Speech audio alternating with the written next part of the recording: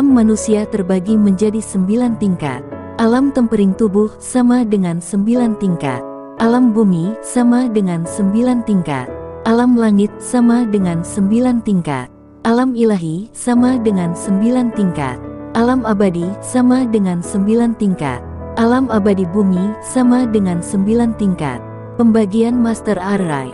Tingkat 1 sampai 9. Grandmaster tingkat rendah. Grandmaster tingkat menengah. Grandmaster tingkat tinggi. Di setiap tingkat Grandmaster terbagi juga 3 alam masing-masing. Awal, tengah, puncak. Itu tingkatan kultivasi dalam novel ini. Pemuda itu ada di sebuah penginapan di kota sore ini. Dikatakan juga dia dari Paviliun Alkimia. Sebelum ke penginapan itu, jelas Wu Wen kepada Mu Zixi dan yang lainnya. Iya, kami juga bertanya-tanya dia pergi ke sana, dan kabarnya dia juga mengatakan untuk melakukan tes alkimia tingkat ke-8. Mu Suanyin dan 5 wanita lainnya juga merasa terkejut mendengarnya. Memang dia mendengar orang-orang di Paviliun Alkimia itu mengatakan kalau pemuda itu pergi ke sana untuk melakukan tes master tingkat ke-8, dan juga dia baru keluar sore hari dari sana. Para alkemis dan orang di sana tidak tahu apa yang dilakukan pemuda itu di dalam, dan juga pelayan wanita yang membawa dia ke Master Pavilion itu pun juga tidak berkomentar apa-apa. Hanya mengatakan bahwa dia mengantar saja, dia tidak tahu apa yang terjadi di dalam. Anak muda ini sungguh misterius, dan juga bakatnya pun tidak sesederhana dari yang kita lihat dari luarnya, jelas Mu Zixi. Ia tetua, kita mungkin sudah melakukan kesalahan, jelas Mu Xin. Yang gawatnya jika dia benar alkemis tingkat ke-8, maka itu berarti kita menyinggung seorang master alkemis. Dan mungkin di pusat juga akan menjaga serta memprioritaskan anak itu, jelas Wu Wen. Besok aku akan secara pribadi menemuinya dan mencoba berbicara kepada pemuda itu. Kalian ikutlah bersamaku, kita juga harus bisa membuat dia membantu kita, karena anak ini lebih mengetahui situasi tentang Yimo daripada kita, jelas Mu Zixi. Baik tetua, jelas yang lainnya. Apa aku melakukan kesalahan, kata Mu Suanyin di dalam hatinya. Dia sedikit merasa bersalah atas apa yang dia lakukan terhadap Lin Tian kemarin. Dan ada rasa sakit di hatinya dari kemarin Lin Tian pergi, bahkan pemuda itu tidak menatap dirinya sebelum pergi meninggalkan istana kerajaan Wu. Aku mungkin harus mencoba berbicara berdua dengannya, kata Mu Suanyin dalam hati. Memutuskan bertemu dengan Lin Tian sendirian besok pagi, sebelum tetua dan yang lain menemui pemuda itu. Di sebuah penginapan dekat kota, yang cukup jauh dari tempat Lin Tian berada. Ada seorang pemuda yang sedang duduk di tepi jendela melihat ke arah istana kerajaan. Adikku keluar dari istana kemarin, apa yang terjadi? Apa mereka membuli adik kecilku itu? Pemuda itu mengerutkan keningnya. Pemuda itu adalah salah satu yang berjuluk raja. Gelarnya adalah Raja Panah, nama aslinya yaitu Sukun. Walaupun wajah mereka berubah, tapi mereka pernah kumpul bersama dengan wajah seperti itu saat di sekte. Jadi jika Lin Tian berada di sini, pasti akan tahu bahwa dia adalah saudara ketiga. Dan murid dari penatua kelima yang juga seorang alkemis muda di sekte langit. Tapi dia juga senang dengan berlatih seni bela diri, dan tidak kalah dengan 3 saudara lainnya yang bergelar raja. Besok aku harus bertemu dengan adikku dan duduk bersamanya. Jika kerajaan ini berani membuat adikku tidak senang, sebaiknya aku akan berikan pelajaran ke mereka. Jelas Sukun menatap istana kerajaan Wu dengan tatapan marah. Di keesokan pagi, Lin Tian telah selesai membuat beberapa pil yang menurutnya layak untuk dijual hari ini. Dia membersihkan diri, lalu bersiap untuk pergi ke paviliun perdagangan yang ada di kota kerajaan Wu. Dia berjalan dari penginapan, berjalan di kerumunan orang di pagi itu, sambil melihat-lihat orang-orang yang melakukan aktivitas perdagangan di sepanjang jalan. Di sebuah restoran dia berhenti dulu untuk sarapan sebentar. Dia masuk ke restoran itu, dan disambut oleh para pelayan di sana. "Halo tuan, apa yang ingin Anda pesan?" tanya pelayan restoran itu. Masihkah ada satu meja untukku? Aku ingin makanan terbaik di sini, tanya Lin Tian kepada pelayan tersebut. Iya, silahkan tuan, kata pelayan itu sopan. Melihat restoran ini sangat ramai di pagi hari, Lin Tian menjadi penasaran, kenapa bisa seramai ini di sini. Pelayan terus membawa Lin Tian ke meja kosong yang ada di ujung dekat jendela. Dia mempersilahkan Lin Tian duduk, lalu pergi untuk menyiapkan makanan yang dipesan Lin Tian. Sungguh ramai di pagi ini di kota, kata Lin Tian pada bayi kecil yang sedang duduk di jendela. Iya, mungkin karena acara pertandingan 3 hari lagi itu kak, balas bayi kecil. Pertandingan antar kerajaan Wu dan 2 kerajaan lain akan diadakan 3 hari lagi dari sekarang. Sejak keluarga kerajaan dan juga sekte es tidak tulus padanya, dia memutuskan untuk tidak ikut campur dengan urusan mereka dan hanya mencari cara lain untuk menyelidiki masalah Yimo itu sendiri. Kenapa dia tidak bisa mengatakannya padaku, padahal aku memperlakukan dia dengan tulus, desah Lin Tian. Ada perasaan kecewa di matanya terhadap perilaku Mu Suanyin. Entah itu perasaan apa, Lin Tian merasa sangat sedih dengan sifat wanita itu yang tidak jujur padanya. Hei, pelayan, sediakan tempat untukku dan teman-temanku duduk, teriak seorang pemuda. Maaf tuan, restorannya sudah penuh, jika berkenan tuan bisa menunggu sebentar, kata pelayan wanita di sana. Apa? Kamu menyuruhku menunggu, kamu tidak tahu siapa kami, kata seorang pemuda itu dengan marah kepada pelayan wanita itu. Maaf tuan, di restoran ini siapa yang datang pertama dia yang dilayani dulu, kami di sini tidak memandang dan membeda-bedakan siapapun tuan, jelas wanita itu. Oh, benarkah? Aku dan saudaraku di sini bisa menghancurkan restoran ini dengan mudah, kami berasal dari sekte ular, kata pemuda itu. Mendengar bahwa pemuda itu berasal dari sekte ular, pelayan itu mengerutkan keningnya. Memang sekte ular tidak perlu ditakutkan, karena pemilik restoran ini berasal dari salah satu sekte yang cukup kuat, tapi pemilik restoran berpesan untuk tidak boleh sombong. Jika rombongan orang itu bikin masalah maka dia akan melapor ke tuannya itu, pikir pelayan itu dalam hati. Tapi dia memutuskan tetap pada pendirian restoran ini. Dia yakin tuan restoran ini akan mengerti, dan juga dia juga tahu sifat tuannya itu. Maaf tuan, kami benar-benar tidak bisa, jika tuan memaksa, aku akan memanggil tuanku, untuk melaporkan semua ini, jelas pelayan itu.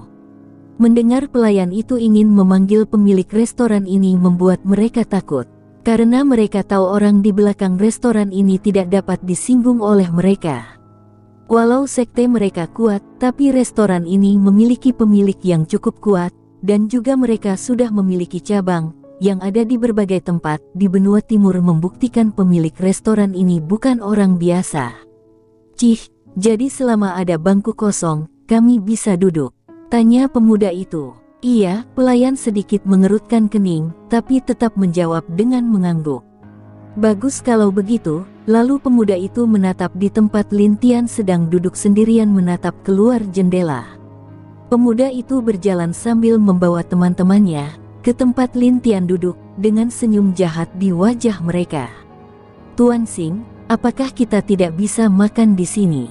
Tanya seorang wanita cantik yang tiba-tiba masuk ke restoran itu. Tenang Nona, sebentar lagi kita bisa makan di sini, jelas pemuda yang dipanggil Xing itu. Baik. Jangan terlalu lama, jawab wanita itu.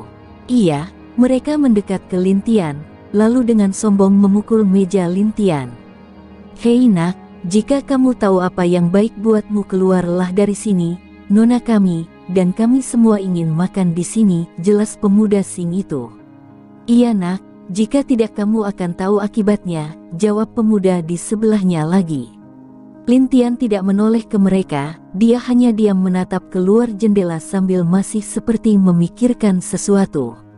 Melihat Lin Tian yang hanya diam, dan tanpa respon, bahkan hanya duduk diam menatap keluar jendela, membuat mereka semua sangat marah. Kurang ajar, sungguh berani, lalu tamparan keras melayang ke arah Lin Tian secara tiba-tiba, tentu tamparan itu dilakukan oleh pemuda itu. Lin Tian yang kaget, melihat ada tamparan yang datang padanya, langsung menangkis dengan tangannya, lalu memutar tangan pemuda itu sampai tangannya berbunyi. Prak, ak, ak, pemuda itu berteriak keras setelah tangannya dipatahkan oleh Lintian tanpa sadar. Apa yang kamu lakukan sampai menamparku? Pergilah, aku sedang tidak mood sekarang, kata Lintian acuh tak acuh. Tuan Sing, kamu tidak apa-apa? Tanya wanita itu melihat pemuda bernama Sing itu dengan lemah lembut. Aku baik-baik saja Nona, jelasnya, tapi dia masih merintih kesakitan. Melihat pemuda Sing itu terluka, wanita itu dengan marah berteriak pada Lintian. Kau sungguh kurang ajar, berani sekali kau melukai murid sekte ular, apa kamu tahu siapa aku? Teriak wanita itu. Sekte ular, apa peduliku tentang dirimu, teriak Lintian, hanya sekte ular berani berteriak padanya, jika dia mau dia bisa menghancurkan sekte tingkat 1 itu dengan mudah. Aku adalah putri dari Master Sekte Ular, kamu berani berbicara seperti itu padaku, serang dia, teriak wanita itu dengan marah kepada yang lain. Iya, 4 orang selain pemuda tadi yang terluka bergerak menyerang Lintian. Kalian membuatku makin kesal, teriak Lintian.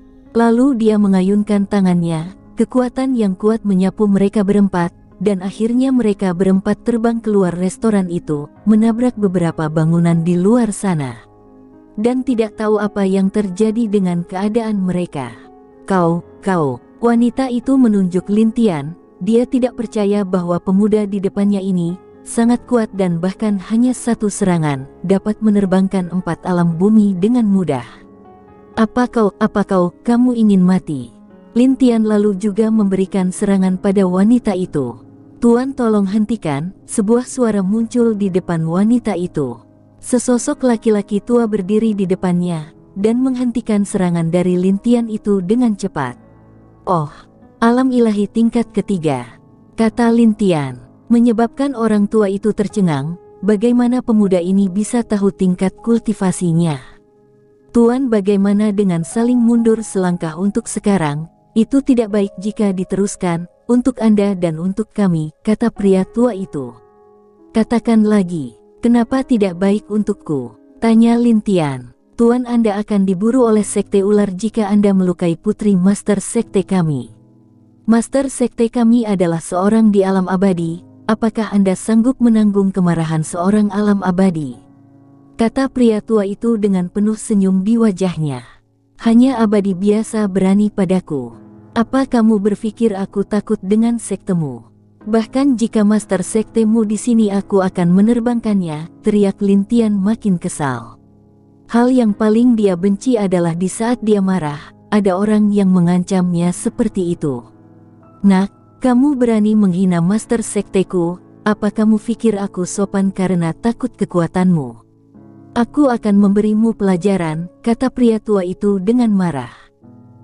Tanpa basa-basi dia menyerang Lintian, dengan mengeluarkan kekuatan penuhnya yang mengarah tepat di kepala Lintian.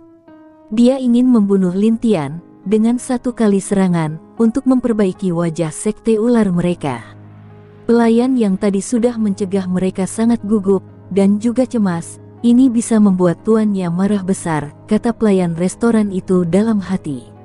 Sepertinya sekte ularmu harus dimusnahkan, sebuah suara terdengar.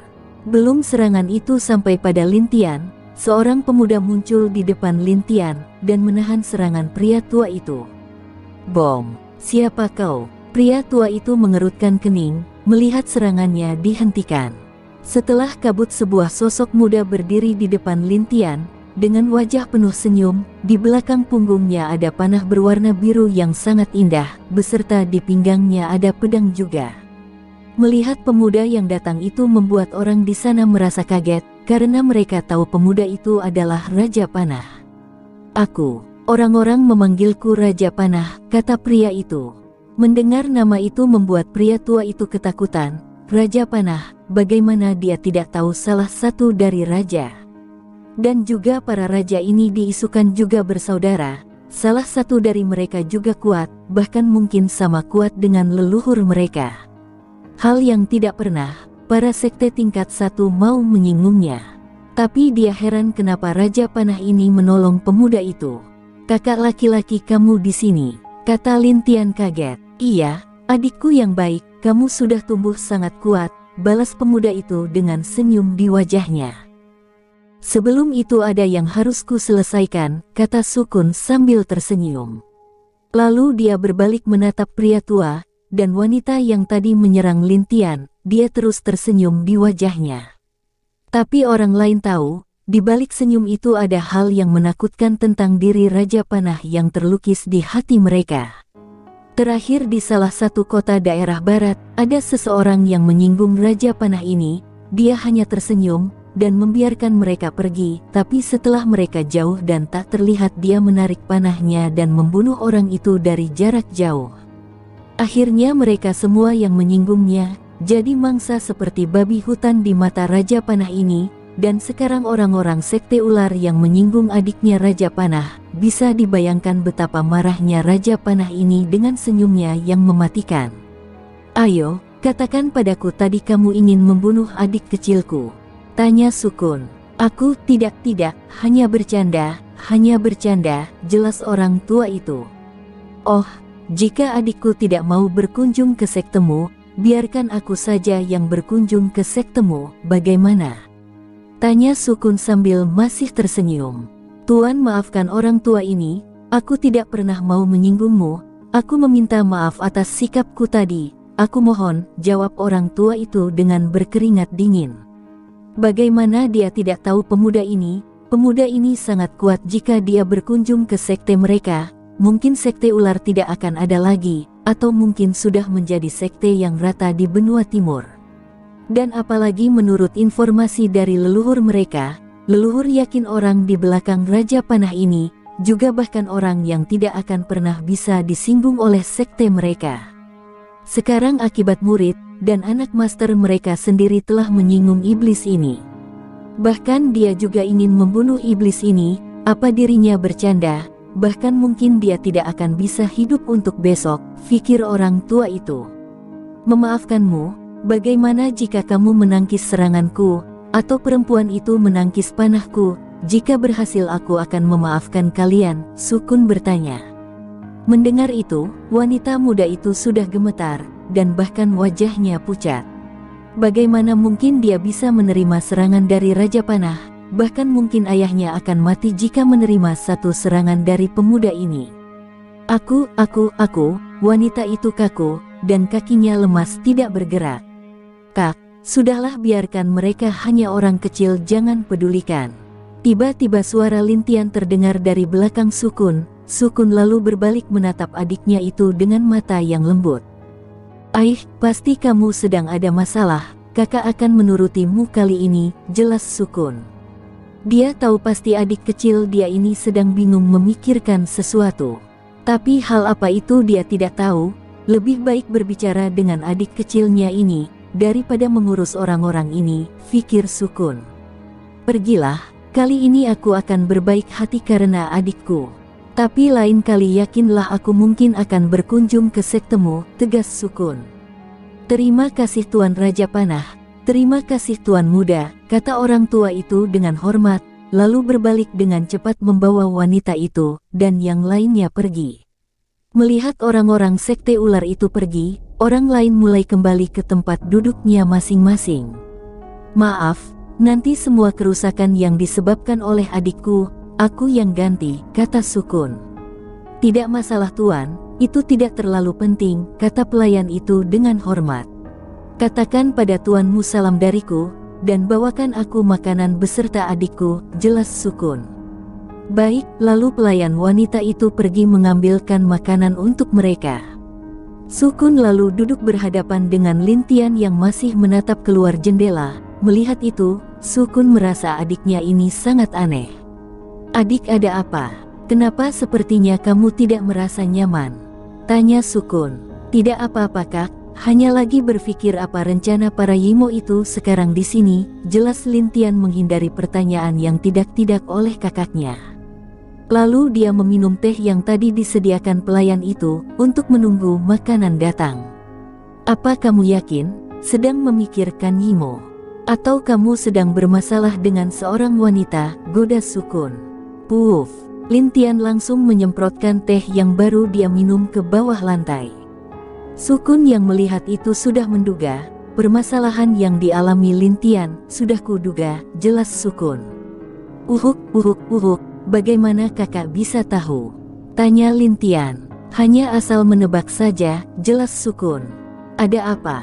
Adikku ini bisa bermasalah dengan wanita, tidak seperti adik kecilku yang selalu riang, dan juga acuh bila dengan orang lain. Tanya Sukun. Lin Tian menghela nafas dan masih bingung. Lalu dia menjelaskan kenapa dia keluar dari istana kerajaan, dan juga kenapa dia memutuskan berhenti membantu kerajaan Wu. Setelah cukup lama Lin Tian menjelaskan semuanya. Sukun mengangguk dan tahu permasalahan adiknya. Pantas saja adik kecilnya bertingkah seperti ini, karena orang-orang dari kerajaan Wu dan Sekte Es tidak percaya dengan adik ini. Setelah semua dia tahu adiknya dengan benar, jika adiknya ini tulus membantu mereka, tanpa meminta imbalan apapun, tapi mereka bahkan merahasiakan hal tentang harta itu kepada dia. Sudahlah adik, biarkan saja, kita masih bisa menemukan cara untuk mencari tahu rencana orang-orang itu, dan juga menghentikan rencana itu, jelas Sukun sambil tersenyum. Iya kak, aku mengerti, jelas Lin Tian. Lalu makanan mereka datang, setelah pelayan itu menyajikan makanan, dia pergi meninggalkan Lin Tian dan Sukun. Baik, ayo makan dulu, sambil kakak akan menjelaskan informasi yang ku dapat, jelas Sukun mengambil sumpit dan memakan sajian di meja. Iya, Lin Tian pun ikut makan bersama dengan Sukun. Pada akhirnya Sukun menjelaskan semua informasi yang dia dapat selama ini, dia juga menjelaskan sedikit pengalaman dirinya selama di luar kepada Lin Tian. Lin Tian pun hanya mengangguk, dan mengingat informasi yang diberikan kakaknya itu. Setelah selesai makan, Sukun merasa puas dengan sajian dari restoran itu, lalu dia melihat ke arah Lin Tian. Ini harta yang aku dapatkan, bawa kembali ke sekte, dan katakan kepada orang tua itu. Aku tidak kembali ke sekte untuk beberapa tahun ke depan, suruh dia menjaga kesehatannya, kata Sukun. Tentu orang yang dibicarakan Sukun adalah tetua kelima, sekte langit sekaligus guru Sukun itu sendiri. Baik kak, dan di dalam ini berbagai alat dan pil yang telah aku buat, beserta resep pil yang aku buat selama 5 tahun ini kak. Kakak dapat mempelajarinya nanti, jelas Lin Tian memberikan cincin spesial ke Sukun. Baguslah, terima kasih adik kecil, lalu apa yang akan kamu lakukan selanjutnya? Aku akan ke paviliun dagang kak, untuk menjual beberapa pil, jelas Lin Tian. Kalau begitu pergilah, kakak juga harus pergi ke suatu tempat, jadi tidak bisa lama, jelas Sukun. Di saat mereka akan berpisah, ada seorang wanita cantik, wajahnya yang ditutupi oleh kerudung, membuat para pria di restoran penasaran, bahkan lekukan tubuh terlihat jelas. Dan matanya yang indah membuat para pria meneteskan air liur mereka dari mulutnya. Perempuan itu berjalan ke arah Sukun, dan Lin Tian, setelah hampir dekat dia berhenti sementara waktu, karena ada keraguan di hatinya saat melihat pemuda itu. Tapi akhirnya dia memberanikan diri untuk berusaha menyapa. Tuan An, kata wanita itu. Lin Tian yang akan bersiap untuk pergi, kaget mendengar suara yang muncul dari belakangnya. Lalu dia berbalik, dan menatap seorang wanita cantik yang menawan berdiri di belakangnya.